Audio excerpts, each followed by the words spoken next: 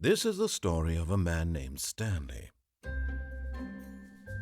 Stanley worked for a company in a big building where he was employee number 427.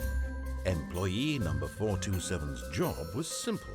He sat at his desk in room 427 and he pushed buttons on a keyboard. Orders came to him through a monitor on his desk, telling him what buttons to push, how long to push them, and in what order. This is what employee 427 did every day of every month of every year. And although others might have considered it soul-rending, Stanley relished every moment that the orders came in, as though he had been made exactly for this job. And Stanley was happy. And then one day, something very peculiar happened. Something that would forever change Stanley. Something he would never quite forget. He had been at his desk for nearly an hour when he realized that not one single order had arrived on the monitor for him to follow. No one had showed up to give him instructions, call a meeting, or even say hi. Never in all his years at the company had this happened, this complete isolation. Something was very clearly wrong. Shocked, frozen solid, Stanley found himself unable to move for the longest time. But as he came to his wits and regained his senses, he got up from his desk and stepped out of his office.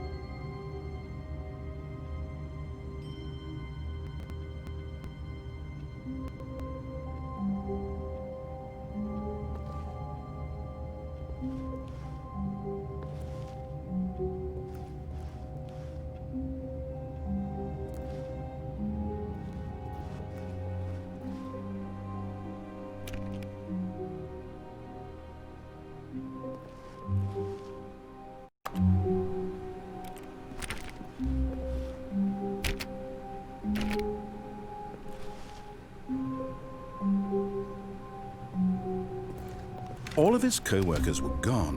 What could it mean? Stanley decided to go to the meeting room. Perhaps he had simply missed a memo. No matter how hard Stanley looked, he couldn't find a trace of his co-workers.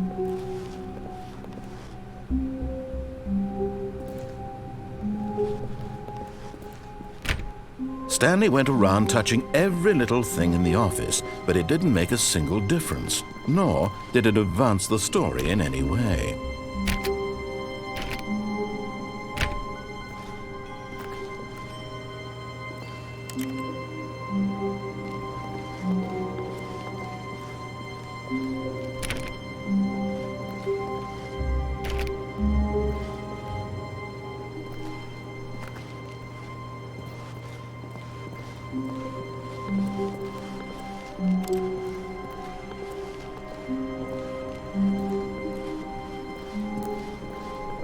When Stanley came to a set of 2 open doors, he entered the door on his left.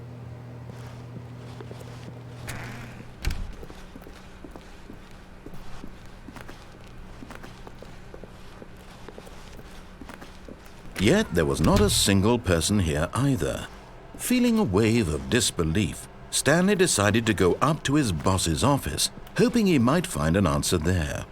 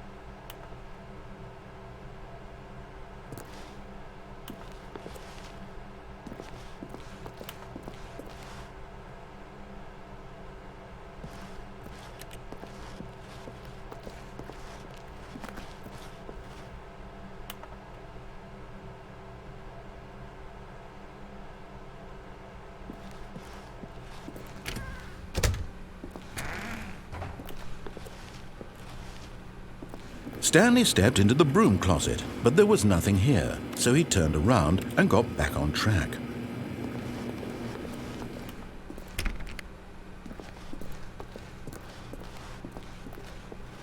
Coming to a staircase, Stanley walked upstairs to his boss's office.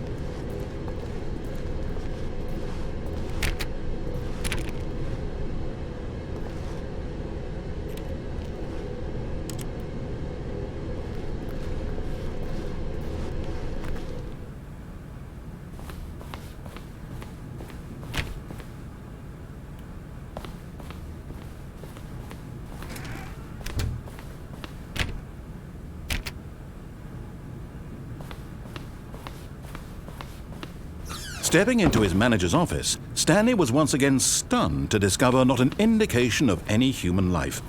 Shocked, unraveled, Stanley wondered in disbelief who orchestrated this, what dark secret was being held from him. What he could not have known was that the keypad behind the boss's desk guarded the terrible truth that his boss had been keeping from him, and so the boss had assigned it an extra secret PIN number, 2845. But of course, Stanley couldn't possibly have known this.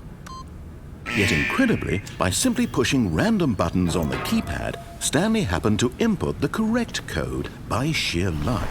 Amazing. He stepped into the newly opened passageway.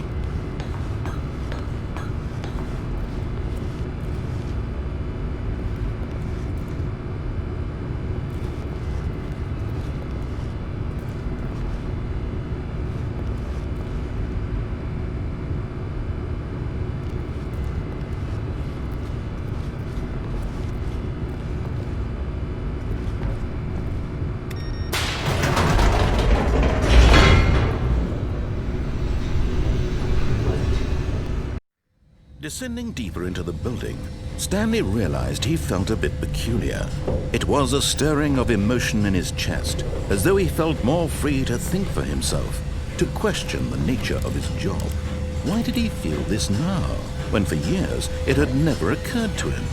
This question would not go unanswered for long.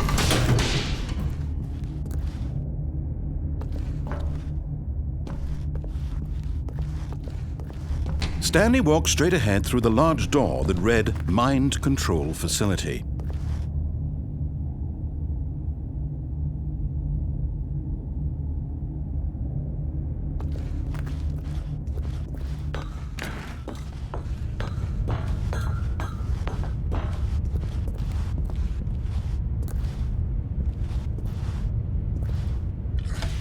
The lights rose on an enormous room packed with television screens. What horrible secret did this place hold? Stanley thought to himself. Did he have the strength to find out?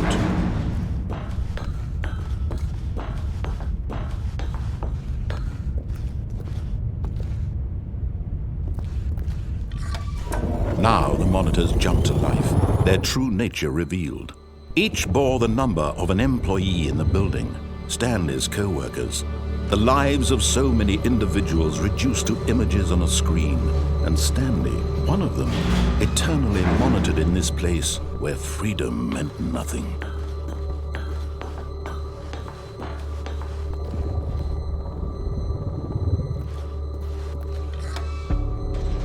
This mind control facility, it was too horrible to believe. It couldn't be true.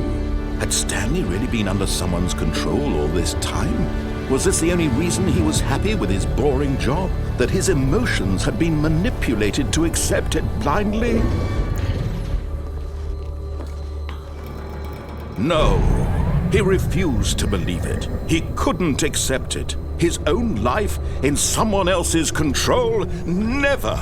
It was unthinkable, wasn't it? Was it even possible? Had he truly spent his entire life utterly blind to the world? But here was the proof, the heart of the operation. Controls labeled with emotions, happy or sad or content, walking, eating, working, all of it monitored and commanded from this very place. And as the cold reality of his past began to sink in, Stanley decided that this machinery would never again exert its terrible power over another human life, for he would dismantle the controls once and for all.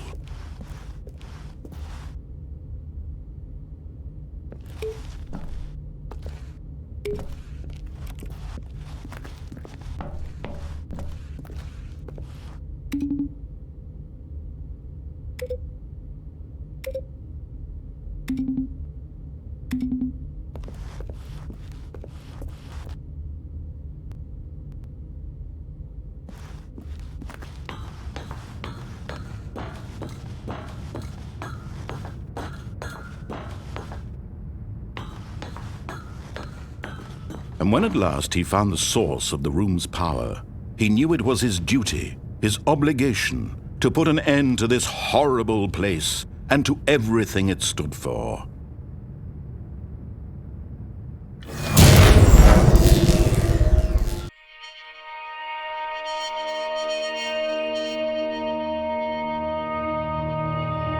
Blackness and a rising chill of uncertainty. Was it over? Yes!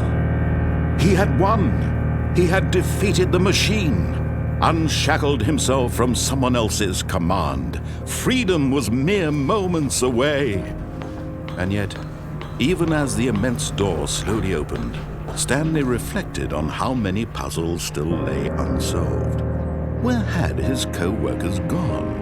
How had he been freed from the machine's grasp? What other mysteries did this strange building hold?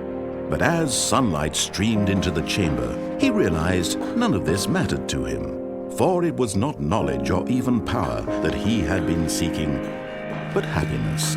Perhaps his goal had not been to understand, but to let go. No longer would anyone tell him where to go, what to do, or how to feel. Whatever life he lives, it will be his. And that was all he needed to know. It was perhaps the only thing worth knowing. Stanley stepped through the open door. Stanley felt the cool breeze upon his skin, the feeling of liberation, the immense possibility of the new path before him. This was exactly the way, right now, that things were meant to happen. And Stanley was happy.